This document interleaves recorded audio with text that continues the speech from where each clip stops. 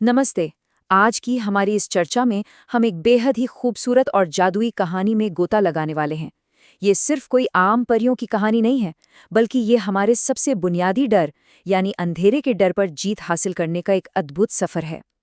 आज हम एक छोटे से लड़के राहुल के साथ चलेंगे। छत पर बैठकर तारों को निहारने से लेकर रात के दूसरे आंगन नाम की एक रहस्यमयी दुनिया तक का उसका सफर। और हाँ, उस चमकते हुए नीले पत्थर का राज। तो चलिए, बिना किसी देरी के इस रोमांचक सफर की शुरुआत करते हैं। अब कहानी में आगे बढ़ने से पहले जरा इस बात पर गौर करते हैं, क्या रात का अंधेरा सच में डरावना होता है? सदियों से हम इंसानों की फितरत रही है कि जो चीजें हमें दिखाई नहीं देती, हम उनसे डरने लगते हैं। अंधेरे को हमेशा किसी खतरे या खौफ के तौर पर देखा गया है ना? लेकिन आज की ये कहानी इस पूरी सोच को बिल्कुल पलट कर रख देती है।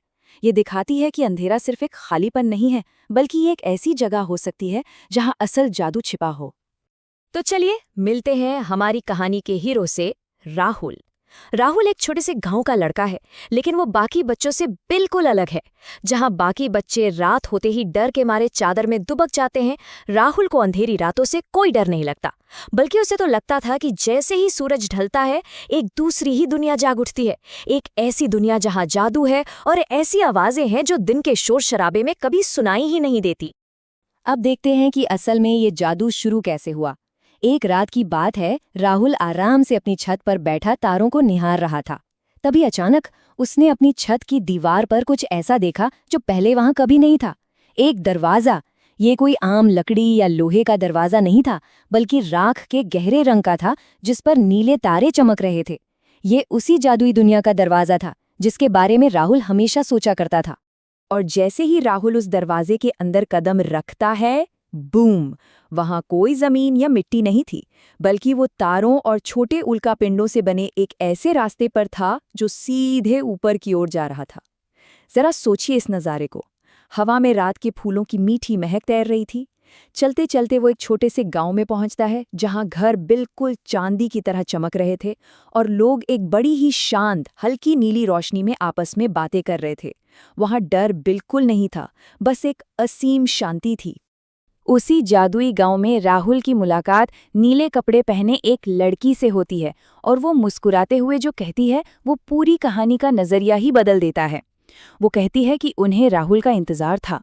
अब राहुल कोई अकेला भटकने वाला बच्चा नहीं रहा जो किसी डरावनी जगह फंस गया हो, बल्कि वो एक ऐसी जगह पहुंचा था जहां उसका दिल से स्वागत हो रहा था।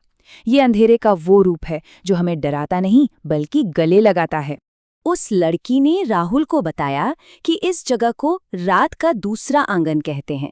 अब ये कोई आम जादुई लोक नहीं है।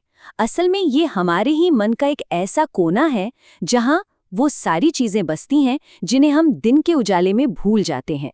हमारे डर, हमारी टूटी हुई उम्मीदें, हमारी खोई हुई खुशियां, सब कुछ यहाँ रहता है।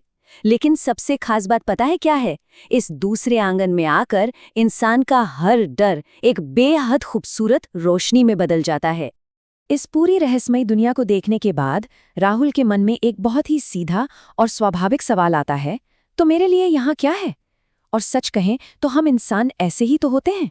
जब भी हम किसी नई स्थिति या अपने डर का सामना करते हैं, तो हम उसमें अपना मकसद तलाशते हैं। राहुल का ये सवाल इस बात का पक्का सबूत था कि वो अब बिल्कुल डरा हुआ नहीं है। वो बस उस नई जगह से कुछ सीखना चाहता है।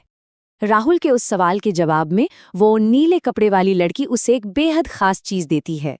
एक छोटा सा तारे की तरह चमकता हुआ नीले रंग का पत्थर। ये पत्थर सिर्फ कोई मामूली चीज नहीं है, ये उस पूरी जादुई दुनिया का, उस रात के दूसरे आंगन का एक जीता जागता प्रतीक है। एक ऐसा तोहफा जो ये साबित करता है कि घने अंधेरे के भीतर भी कुछ इतना कीमती और चमकीला हो सकता है जिसे हम अपनी मुट्ठी में कैद कर सकते हैं। और इसके बाद लड़की जो कहती है, वही इस पूरी यात्रा की सबसे बड़ी सीख है। वो कहती है कि जब भी डर लगे, बस इस पत्थर को अपनी मुट्ठी में भींच लेना। ये तुम्हें याद दिलाएगा कि रात तुम्हारी दुश्मन नहीं, बल्कि एक अच्छी दोस्त है। ये संदेश वाकई बहुत गहरा है। ये हमें सिखाता है कि डर से भागना उसका इलाज नहीं है, बल्कि उसके भीतर छिपी हुई दोस्ती को पहचानना जरूरी है। वो छोटा सा पत्थर असल में राहुल की अपनी हिम्मत बन चुका था। और फिर अचानक सब कुछ बदल जाता है। जैसे ही वो नीला पत्थर राहुल के हाथ में आता है, एक अजीब सी गर्माहट और शांति उसे घेर लेती है। और पलक झपकते ही वो वापस अपने कमरे में था। वो राख के रंग का दरवाज़ा बिल्कुल गायब हो चुका था। एक पल के लिए लगा मानो ये सब कोई सपना था, लेकिन उसकी जेब में वो नीला चमकता हुआ पत्थर अब भी मौजूद था।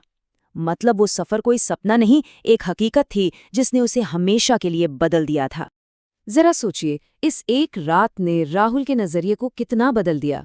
यात्रा से पहले रात उसके लिए अनजान सायों और रहस्य से भरी थी, लेकिन उस जादुई दुनिया से लौटने के बाद अब रात उसकी एक पक्की दोस्त बन चुकी थी।